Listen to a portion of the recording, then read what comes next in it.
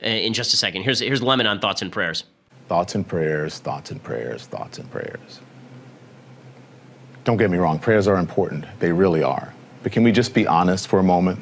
And this isn't about religion, it's not about politics. Democrats do it too. President Obama has responded similarly in other shootings. And it's not about religion. And as I said, I'm not anti-thoughts and prayers by any means. I grew up in the very religious Deep South. A Baptist who went to a Catholic school where we prayed at least 4 times a day, plus Mass on Fridays and church on Sundays, sometimes twice. So spare me the anti-religion tweets. You can keep them. I won't even read them. I don't care. These God-fearing Christians were in church. They were already praying. Thoughts and prayers did not stop an oversight from the justice system, which enabled a guy who attacked his stepson and assaulted his wife from getting a gun. Thoughts and prayers didn't stop a troubled person from buying assault-grade weapons that took the lives of 26 people in an instant. Okay, so we can stop it there. Again, this is not what thoughts and prayers are designed to do, okay? Prayer is not always designed to get you what you want, okay? If people prayed and they got what they want, God would be a gumball machine. That's not what religious people believe. You know, I assume that Don prays. I mean, he says he does, but you know, I'm not sure what he expects from God. Again, the problem of theodicy has been one that religion has taken up time and time again. When it comes to human evil, the idea here is that human beings have free will, and we can pray that those human beings don't use that free will in the worst possible ways. We can pray that God protects us, but God sometimes says no, right? God sometimes says no.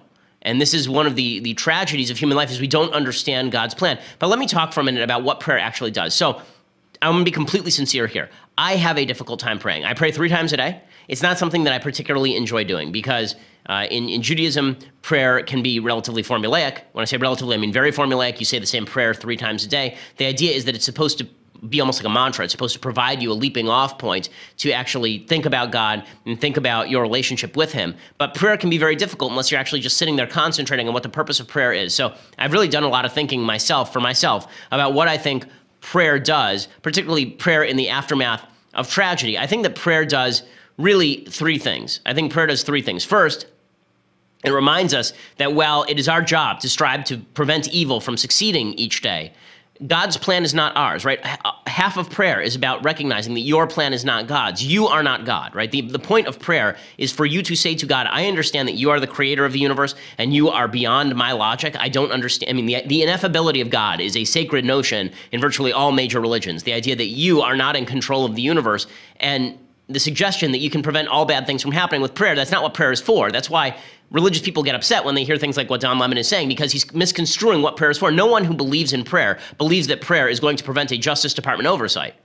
No one believes that that's what prayer is designed to do. One of the things prayer is designed to do is remind us not to be utopian, not to believe that we can stop every tragedy from happening, not to believe that there's any power in the universe that is capable of implementing our will specifically and making it the rule for everyone. That's not, prayer is designed to do the reverse. It's designed to remind us not to be utopians in what Karl Popper would call a sort of utopian negative model, right, that would help us run roughshod over the rights of other people. Because remember, half of what Don Lemon is saying here about, you know, we need to change the law would every law is an imposition on somebody. So whose rights are you imposing on? Prayer reminds us that you don't actually get to do that all the time, right? That utopia is not something that you can aim for while violating the rights of others, because God in the end is the actual judge, right? When somebody dies, Jews say, Baruch Dayan Emet, right? Baruch Dayan Emet. So that's what Jews say. What that means is blessed is the true judge, meaning that I don't get to make the call as to whether something that just happened is according to God's plan. Only God can make that call, and I may not understand it, and I can mourn it. I mean, we cry at funerals. Right? We're not crying because we question God's justice. We're crying because it's sad, right? We may not understand. In the same way that children cry when their parents are trying to implement justice and the kids don't understand. We don't understand. There's no way for us to understand. That's what faith is. Okay, prayer also helps us see the value in other human beings and convey that we understand that value to other human beings. You know, we're atheists, we're irreligious people, see prayer as nothing but empty verbiage. It doesn't accomplish anything.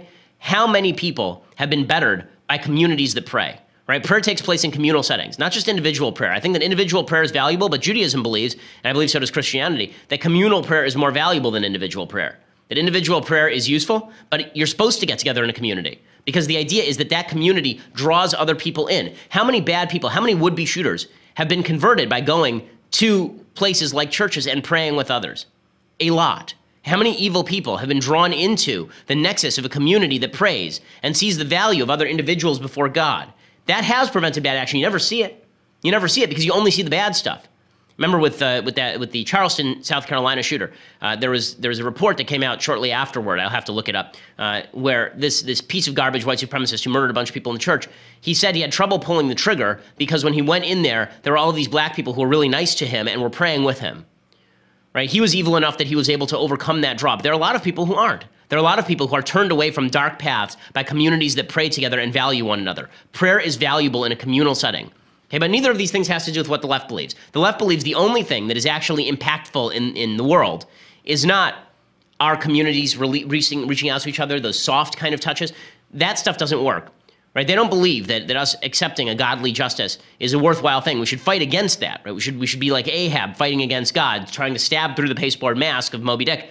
That's what we should be doing every day. And there's something to the notion of struggling with God. I mean, Judaism believes that struggle is ongoing, but the idea in the end is that God is right and you're wrong, right? But in any case, that's not an excuse for inaction when action is called for. But here's the problem, right? Prayer obviously is supposed to motivate you to go out and do better things. It's motivate you to do better. It's supposed to be fuel in your gas tank. What the left assumes is that if I disagree with the direction you're steering the car, I don't have fuel in the gas tank.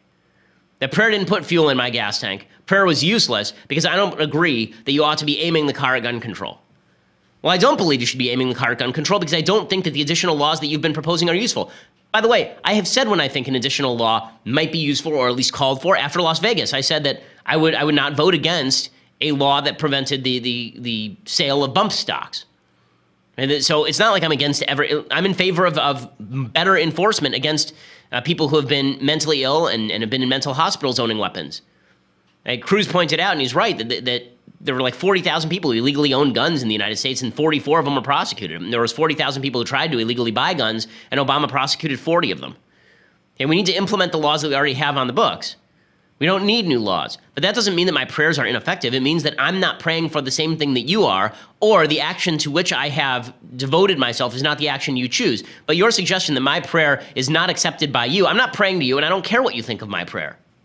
When I pray, I'm talking to God.